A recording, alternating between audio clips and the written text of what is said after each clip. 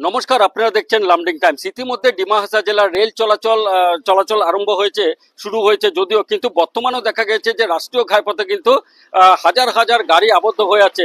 এই মুহূর্তে আমি উপস্থিত আছি লামডিং এর 27 নং রাষ্ট্রীয় ঘাইপথে। ডিমা হাসাও জেলার মান্দা দিশা থেকে ক্যামেরা পার্সনকে অনুরোধ করবো দেখানোর জন্য।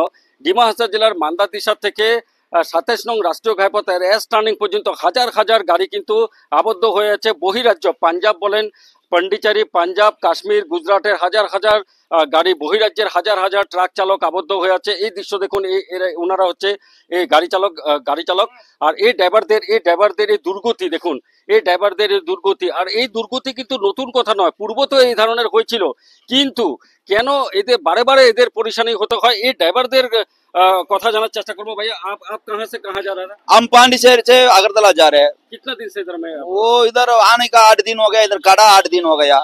अरे क्या प्रॉब्लम हो रहा है? वो टोल गेट का बहुत पैसा मांग रहे हैं, फिर हाईवे का वो प्रॉब्लम, हाईवे का धंधा है, रास्ता बनाने का वो बहुत काम कम चल रहे।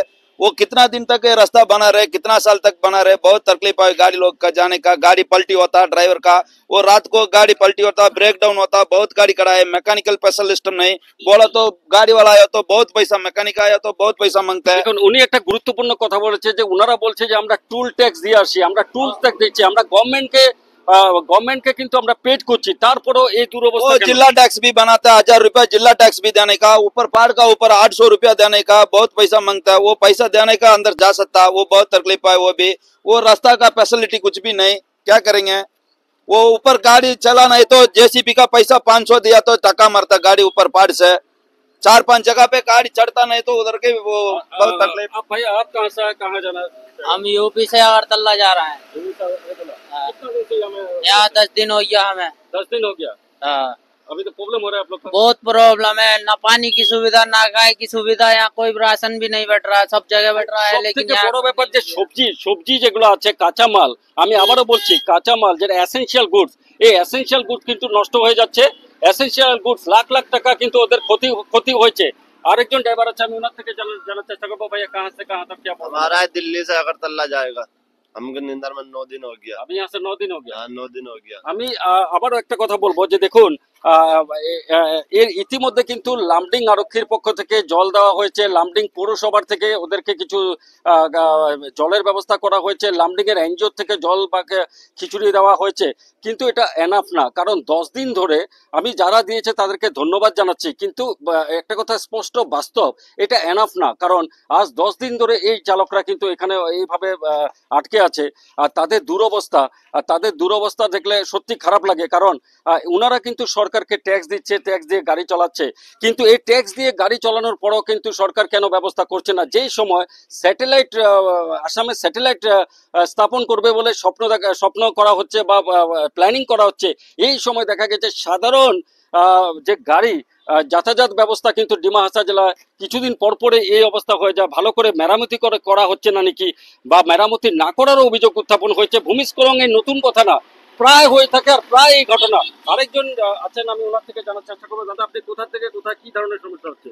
আমরা শিলিগুড়ি থেকে লোড করে এসেছি, বর্তমানে এখানে 9 দিন দাঁড়িয়ে আছি। আমরা যাবো শিলচরে, কিন্তু আমাদের এই টোল গেটের আগে আমাদের 500 টাকা করে দিতে হবে ট্যাক্স ওনাদের। এখন 10 দিন এখানে দাঁড়িয়ে থাকার পরে না তো আমাদের কাছে খাওয়ার পয়সা আছে, না মালিকের সঙ্গে ঠিক মতো যোগাযোগ করতে পারছি, তাহলে এখানের পয়সাটা কি করে দেবো?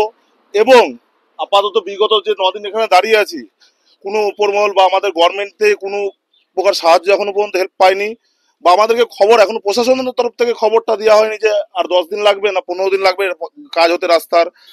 সেসব আমাদের কোনো ব্যবস্থাই নেই এখানে বর্তমানে। দেখুন, উনি একটা খুব সুন্দর কথা বলছে যে আজকাল ডিজিটাল, আমি বলছি যে ডিজিটাল বা এআই যুগ, আর এই টেকনোলজির যুগে কিন্তু ওনাদের কাছে কোনো ইনফরমেশন নেই। বর্তমানে ওনারা কিন্তু আনসার্টেন, কখন চলবে, কিভাবে চলবে।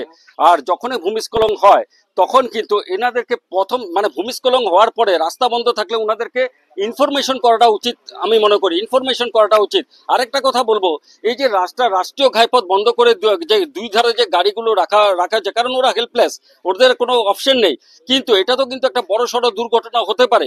তাই এই বড় বড় মাঠগুলো খালি আছে, বিভিন্ন খালি জায়গা আছে। এটা কি ম্যানেজমেন্ট বুঝতে পারছে না যে এদের এই গাড়িগুলো, বড় গাড়িগুলো এদের এই মাঠগুলোতে রাখলে বা এই যে আবদ্ধ হওয়া চালকদেরকে যদি বেসিক যেটা ওদের পানীয় জল অ্যাটলিস্ট দরকার, বেঁচে থাকার জন্য জলের দরকার, ওদের টয়লেট ইউজের দরকার, বেসিক ফেসিলিটিগুলো কি সরকার দিতে পারছে না? সেটা একটা বড় প্রশ্ন। না এরা কি মানুষ না? আপনার से कहाँ तक गिरा? हम तो गुवाहाटी से गुवाहाटी से আগরতলা जाएगा गुवाहाटी से আগরতলা। তো আপনার আমি লোকাল মানুষ লোকাল, আপনি আপনি লোকাল না? আপনি কি করব, কিমান দিনৰ পৰা কি কম মানে আমি আজি 10 দিন হ'ল আপুনি 10 দিন এতিয়া চাওক আমাৰ গাড়ীবিলাক ইনষ্টলমেণ্টৰ গাড়ী, সব কিস্তিৰ গাড়ী।